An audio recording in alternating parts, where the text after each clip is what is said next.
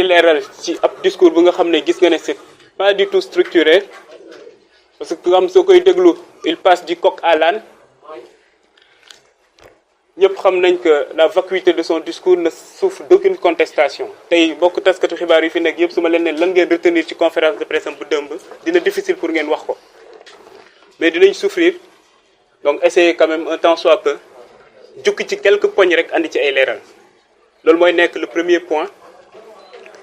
Le deuxième point c'est que ñuy suivre sama page Facebook wala Twitter temps yi gis nañ ne am na yenn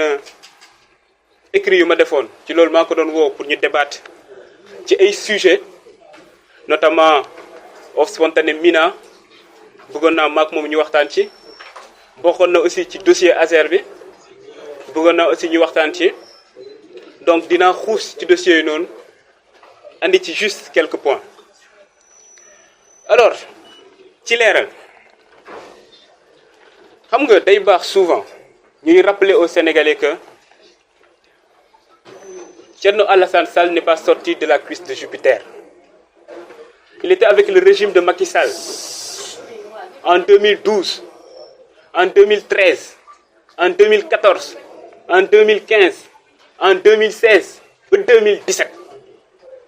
Il faut même rappeler qu'il a été coordonnateur des cadres de l'APR. Su Macky Sall defuloon waxeet donc rester sur un mandat moom dina des ak moom pendant un mandat donc quinquennat l'équivalent de mandat bi nga xam ne moom la ñu jox le président Bassirou Diomaye Diakhar Faye donc moom su génnee naan régime bu fi nekk ci un an yi jàpp na defuñ fi dara gisul projet day baax ñu leeral ko ñoom buñ fi nekkee ci même seen 4 premières années yi lu ñu def par rapport à ñun en un an ce qu'on a fait parce que je vais pas comparer cette première année ak suñu boss parce que il y a pas matière à débattre là-dessus xam nañ bu baax ñun lu ñu def en un an ñoom ils l'ont pas fait en 3 ans c'est ça la réalité et ça c'est factuel. Alors ce qui s'est passé nañ dem juste ci ñoom situation bu ñu jëlee Sénégal instant boobu noonu ñoom bu ñuy jël bu ñuy gagné élection yi en 2012 on était en taux d'endettement de 3076 milliards de francs CFA l'équivalent soit 34% du PIB suñu déficit mu ngi woon ci 6%. ñun bu ñuy egsi vous l'avez tous vu 99,67% en termes d'endettement par rapport au PIB plus de 18 milliards de francs CFA de taux d'endettement ci misaal ñoom bu ñuy ñëw sénégalais bu nekk suñu jàppee yow lu nga yoral nit ñi ci bor on était autour de 219 000 francs CFA ñoom bu ñu fiy bàyyi sénégalais bu nekk war na fay 1,31 francs CFA donc bokkut en dépit de situation catastrophique bi nga xam ne bàyyi nañ ko dëkk bi ñun bu ñu egsee est-ce que kenn si yéen dëgg na ne am na salaire yu ñu fayut amut ñoom il a fallu ñu dem adossé wu ci France instant boobu noonu pour mën a fay ay salaire ñun ba léegi dëgg ngeen ñu ne dem nañ France dem ñaanaatu wala Allemagne wala Chine wala États-Unis kenn dëgguñu fenn fu ñu dem ñaanaatu te ba léegi ñu ngi continuer di fay ay salaire yemuñ ci loolu noonu amul benn secteur bu ngay laal tey te gisoo ne nit ñi ñu ngi ciy def ay jéego yu am solo secteur yëpp nag laa wax et en dépit de tout ça nga gis aussi ceeb wàññi nañ ko suukar wàññi nañ ko mburu wàññi nañ ko farine wàññi nañ ko tout ça ci at bii nii la nekkee en dépit de la situation catastrophique bu am Sénégal ki nga xam ne nag nekkoon nag ak ñoom pendant 5 ans voire 6 ans moom moo ñëw naan tey il se permet di naan en un an ñun defuñu fi dara donc c'était pour leeral juste côté boobu noonu par rapport à ce point là. Le deuxième point c'est quoi et balaa ma ñëw sur le deuxième point il faut rappeler que ñun en un an quand même en 6 mois c'est-à-dire en moins d'1 an on a présenté aux Sénégalais notre référentiel de politique publique donc muy vision 2050 présenté le plan quinquennal ak un master plan stratégique ñoom il leur a fallu 2011 enfin 2012 2013 2014 pour ñu dem wuti ab cabinet à l'étranger pour mën a présenter au Sénégalais plutôt le PSE te ñëpp xam nañ PSE bi nu mu demee woon te duñ ko présenter aussi ñun bu ñu nekkee ci espace politique ba léegi à chaque fois suñuy débattre un débat de fond la ñuy def un débat d'idées naan PSE bi mën nañ ci jukki tel ou tel point d'accorduñ ci mais est-ce que gis ngeen boobale kenn ci ñoom jukki ay points ci vision 2050 wala le plan quinquennal naan lii d'accord ma ci wala lii jàpp naa ne nii moo gën amut démb aussi maa koy dégg mu naan le coût du carburant dafa waroon wàññeeku parce que moom son argumentaire ci ñaari point la ko lal ay facteurs exogènes notamment baril pétrole bi jàpp na ne wàññeeku na au niveau mondial ak ay facteurs endogènes jàpp na ne ñun ñu ngi commencé di produire pétrole donc coût carburant bi war na wàññeeku man nag ci facteurs endogènes yi rek laa yem le frère Ngagne Demba Touré dina ñëw ci facteurs exogènes yi expliquer ce qu'il en est alors lu leen Thierno Alassane Sall fàtte wax mooy le contrat bu Sénégal signé ak Woodside donc pour exploiter Sangomar ñoom ñoo ko signé te buñ koy signé amul benn pàcc bi nga xam ne nee nañ ci Sénégal mën na am ay tarifs préférentiels ci misaal Sénégal lu muy jëndee pétrole su naree jënd pétrole si Woodside ce sera au même titre que la France ce sera au même titre que les États-Unis ce sera au même titre que l'Allemagne la Chili qu'importe donc disons n'importe quel pays ñun ak ñoom ñooy yem nu ñu jëndee pétrole foofu noonu moom il le sait très bien et pire encore ñun suñuy jënd foofu noonu sax ce sera en devise étrangère donc yow soo bëggee jàkkaarloog sénégalais yi di leen naan puisque ñu ngi produire pétrole léegi dañoo war a carburant bi dafa war a wàcc te yow sa jëmmi bopp xam nga ne yéen a signé contrat yooyu noonu ñaar moo ci mën a am soit nga ñàkk a xam soit nga nekk de mauvaise foi l'un dans l'autre ñàkk a xam ba musiba la parce que mënuñu la jox ministère de l'énergie pendant 2 ans nga ne yow xamoo lan moo nekk ci contrat yi xam ba pare nekk de mauvaise foi moom la dinaa bàyyi sénégalais ñu apprécier en plus day baax souvent ñuy expliquer ce qui se passe yow mënoon nekk ou nekkoon ministre de l'énergie ba pare jàpp ne structuration prix carburant yi ou produits pétroliers yi y a qu'un seul facteur qui rentre en jeu c'est le baril du pétrole bi on sait que ci structure prix il y a d'autres éléments qui rentrent en compte moom il le sait très bien moo tax ñun yemuñu ci à chaque fois su ñuy andi ay précisions wala ñun ñuy andi ay réponses dañuy expliquer exactement ce qu'il en est mais aussi jox leen ñun fan la ñu jëm ak lan la ñu tënk ci suñu projet parce que tey suñu waxee énergie yow ou même au-delà d'énergie sur n'importe quelle situation ñun du ñu nekk dans la logique bu ñu nekkoon ñoom une logique de taf yëngal ñun ci lépp lu ñuy dem on essaie d'être structuré muy benn mais aussi changer la chose structurellement te du ñoom nag ñoom ñooy tax ñun ñu changer suñu logique c'est-à-dire être dans une logique d'urgence bu ñu tàmm di nekk ñun on va rester dans une logique où tout est planifié réfléchi xam fan la ñu jëm ak fan la ñu bëgg a jëmale Sénégalais yi ba tax na tey soo jëlee secteur bu mu doon wax léegi par rapport au carburant ñun suñu vision là-dessus c'est clair te ci lañ nekk di liggéey soo xoolee les mesures conjoncturelles lu ñu jël kese au niveau de la SAR xam ngeen SAR avant su doon importer le fioul tonne bu nekk da ci doon fay benn prime fixe de $52 parce que amuloon appel d'offre léegi bu Bassirou Diomaye Diakhar Faye excès dañoo ne léegi day am appel d'offre suñuy importer loolu noonu permettre nañ prime fixe boobu doon di jar $52 ça coûte entre $20 et $30 aujourd'hui ça c'est factuel yemuñ ci la capacité de raffinage de la SAR tey c'est entre 1,5 million de tonnes annuellement 1,5 million de tonnes et ñun on sait que notre besoin c'est autour de 3 millions de tonnes moo tax SAR le projet SAR 2.0 c'est pour yóbbu cette capacité de raffinage là jusqu'à 5,5 millions de tonnes pour l'horizon 2028 xam nga loolu noonu c'est clair leer na lii mooy suñu position parce que dafa am lenn li nga xam ne il faut ñu ciy revenir suñu wax par exemple énergie xam nga France par exemple su ma jëlee exemple pays bu mel ni France ñoom seen taux d'indépendance énergétique dafa demoon ba wàcc à 55% tout de suite ñu def commission d'enquête parlementaire en mars 2023 où ils ont appelé anciens ministres de l'énergie yëpp ak même parfois ay présidents pour laajte leen yan politique ngeen mëne bu tax suñu politique ou suñu taux d'indépendance énergétique wàcc ci misaal suñu wax taux d'indépendance énergétique mooy nga jël rapport entre énergie primaire yi nga xam ne ñun dañ koy produire ci suñu dëkk par rapport aux énergies primaires yi nga xam ne dañ koy consommer suñu waxee énergie primaire nag ñaari type d'énergie primaire moo am les énergies de stock mooy charbon par exemple le gaz le pétrole l'uranium etc. les énergies qui ne sont pas renouvelables à l'échelle humaine suñu waxee énergie de flux nag moom moo nekk par exemple énergie solaire muy énergie hydraulique wala énergie éolienne par exemple ce sont les énergies renouvelables donc yow à chaque fois soo bëggee xam yow sa taux d'indépendance énergétique da ngay def le rapport entre yow énergie primaire yi nga xam yaa ngi koy produire chez sa dëkk par rapport à l'énergie ou aux énergies primaires yi nga xam moom la ñu consommer te lu tax loolu am solo mooy tey suñu la ne am nga souveraineté côté énergétique ça veut dire que yow sa économie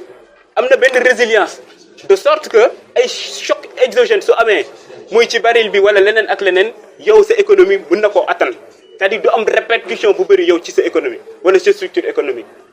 ñun foofu la ñu jëm ak yéen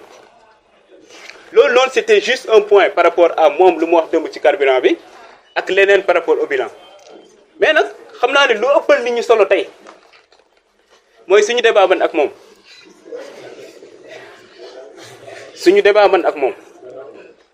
parce que yow ñu ne dénk na la ministère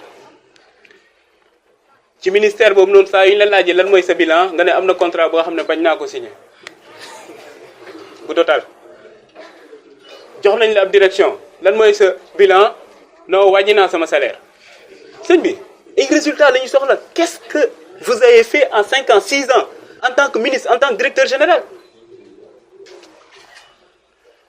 xam nga yow démb maa ngi ko dégg mu naan le président Ousmane Sonko même buñ ma dàqee ci ministère bi bokkoon na ci ñu ma doon défendre oui ay sénégalais yu bari dañ ko doon défendre parce que ñun njort bu rafet la ñu amoon ci moom mais bu ñu egsee aux affaires ba gis fu mu jaar moom nga gis tooxidoona yu mu def ñun ñëpp on était déçus c'est ça la réalité man par exemple bu ma egsee juste Azer ma cité exemple OS Mina Thierno Alassane Sall ñu ngi ko nommé ministre de l'énergie en juin 2015 décembre 2015 donc 6 mois après Azer signé un contrat avec benn société bu ñuy wooyee Mina distribution contrat wu 60 milliards pour électrifier 1144 villages le 30 décembre 2015 xam nga soo signé contrat ba pare dès l'instant ñu approuvé ko mën nga demander avance de démarrage mën nga demander aussi les avances au titre des dépenses engagées ñoom nag dañoo andi le 30 décembre vers midi Azer 2015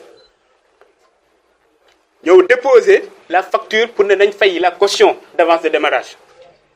ñu ne dañoo bëgg le 30 même ñu def ordonnancement bi def paiement bi ñoom ñu mën a dem encaisser le chèque le même jour instant boobu noonu au niveau de l'Azer il y avait pas de couverture budgétaire suñu waxee couverture budgétaire c'est-à-dire ñu budgétiser projet bi naan telle année ou 2016 parce que 2016 lañ ko budgétiser woon mën nañu décaisser tant avance de démarrage yi par exemple ak les avances au titre de dépenses engagées ñoom bu ñu egsee ñu leen mënuñu décaisser waa Azer wax leen ko mënuñu décaisser actuellement parce que y a pas de couverture budgétaire te xam nga suñu ne budget xam nañ ne ministère de tutelle bi muy donc instant boobu noonu le délégant parce que il faut rappeler que Azer le maître d'ouvrage délégué du ministère de l'énergie donc le délégant j'ai pas dit délinquant j'ai dit le délégant c'était Thierno Alassane Sall en tant que ministre de l'énergie donc moom moo war a approuver budget bi yóbbu ko ministère des finances pour ñoom aussi ñu approuver il y a pas de couverture budgétaire waa Azer nee nañ duñu décaisser vers 17h 18h ku ñu naan Farba Ngom xaabari ñëw Azer naan mën nañ def décaissement bi le même jour ba finalement ñu def ordonnancement bi def paiement bi le 30 décembre bloqué compense yi au niveau de la banque dem au niveau de la banque pour encaisser le chèque de 12 milliards de francs CFA sans couverture budgétaire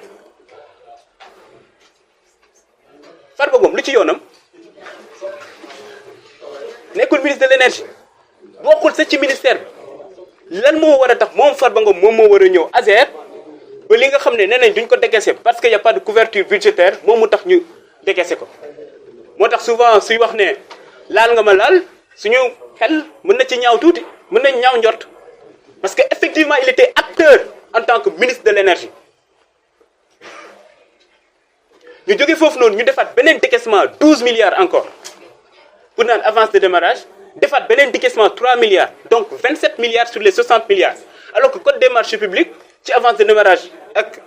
avance au titre des dépenses engagées 40% moo nekk le montant maximum bu ñu war a décaisser ci lañ nekk ci projet bi mel noonu bi nga xam ne pour 12 mois lañ ko war a exécuter ñu décaisser plus de 45 milliards aujourd'hui nous sommes en avril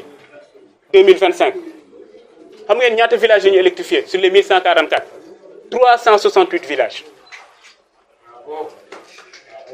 368 villages kese ba pare 45 milliards yi disparaître na moo tax man jàpp naa parquet financier dafa war a saisir ci dossier bi nii 45 milliards pour électrifier 1144 villages 368 villages rek lañ ci électrifié ça c'est factuel lii ab scandale la su ma la ne scandale am na kaa ñu débattre ci parce que xam naa ne am na ay choses ou bien benn dossier bi nga xam ne c'est sur la table des choses factuelles yi nga xam ne war nañ ci mën a waxtaan yow au lieu de ça nga ne par contre ASER am na scandale ma ne la lan mooy scandale bi nga ne yow da nga fekk ñi signé contrat bu yàgg nga jël contrat boobu noonu renégocier ko fu ñu waroon électrifier 1500 villages nga yóbbu ko 1740 villages nee na loolu mooy scandale fu nga fekkee benn contrat mu am ay surfacturation yow nga ne surfacturation duma ko naan dindi ces surfacturation là nee na loolu scandale la fu nga fekkee contrat bi nga xam ne yow jàpp nga ne financement bi yëpp presque dañoo nar a importer ay affaire nga ne dañuy exiger que 50% du financement reste au Sénégal Thierno Alassane Sall nee na loolu ab scandale la contrat bi nga xam fekk nga ñu signé ko ngeen waxtaan pour dugal ci ay affaire alternance moom nee na loolu scandale la c'est ça c'est factuel ñun nag ci dossier yii nii lañ koy woo pour moom mu ñëw ñu débattre ci parce que nag il faut comprendre sa logique c'est que même bu ñuy nekk ak moom ci opposition bi il a toujours joué ce jeu-là à chaque fois fu opposition bi booloo woon par exemple ci benn sujet bi nga xam ne arrangé wul Macky Sall moom dina gën a def benn diversion bi nga xam ne ça fait l'affaire de Macky Sall suñu waxee démocratie 4 temps la le temps d'élection délibération décision ak reddition des comptes ñun temps reddition des comptes lañ nekk ku wax reddition des comptes actuellement gis nañ effet bu muy def ci Sénégalais parce que ñëpp bëgg a xam seen xaalis fan la dugg ñun ñoo luubal moom nee na loolu amalu ko solo dina créer waat diversion pour defaat encore l'affaire de Macky Sall ñun nag duñ ko nangu Sénégalais yi duñ ko nangu moo taxoon ñun tey ñu gën pour andi quelques leeral pour ne ko ne ñun lu ñuy xaar ci moom moom mën nañu ne moom bu muy nekk aux affaires lan ak lan la def ñun ñu ñëw débattre ci ak moom parce que loolu rek la ñuy xaar ci moom muy benn. Deuxièmement man soo ma ne lan mooy sa bilan moom Thierno Alassane soo ko ne lan mooy sa bilan maa ngi ko doon wax léegi ARTP mu ne wàññi naa sama salaire ñun amul kenn koo fiy gis mu nekk ab DG mu ñëw ci direction te fekk fa yenn yi nga xam ne jàppoon nañu di yontu dindiwu ko man damay joxe sama exemple ASER rek vous avez vu le rapport de la Cour des comptes gis ngeen DG bi li mu doon am man bu may egsee yenn unité de gestion de projet yenn yi dañ leen am 3 millions yenn yi lépp la ñu dindi ci suñu salaire est-ce que gis ngeen ñu communiquer ci parce que jàpp nañ loolu noonu du résultat yi mooy lu facture lu Sénégalais yi di xaar ci ñun lu tax ñu votel ñun mais pas fekk nga nit ki mu ngi fayeeku lii wàññi naa ko et cetera loolu jàpp nañ du résultat daa c'est important parce que on parle d'intégrité on parle de dire que là dañoo war a wàññi le train de vie de l'État am na solo mais c'est pas que ça que les Sénégalais attendent de nous en tant que dirigeants moom aussi Sénégalais yi nekk loolu lañ doon xaar ci moom lu ñu doon xaar ci moom mooy poste yu ñu ko dënkoon yan jéego la fa def mais pas que bëgg a gën naan sama bilan mooy signé wu ma tel contrat sama bilan mooy wàññi naa sama salaire ñu koy xaar ci yeneen point nag parce que le frère Ngagne Demba Touré dina ci dellu si ci yenn contrat yi nga xam ne signé nag jàpp nañ sa moo gën a grave yenn yi nga xam ne bañoon na ko signé maa ngi leen di sant di leen gërëm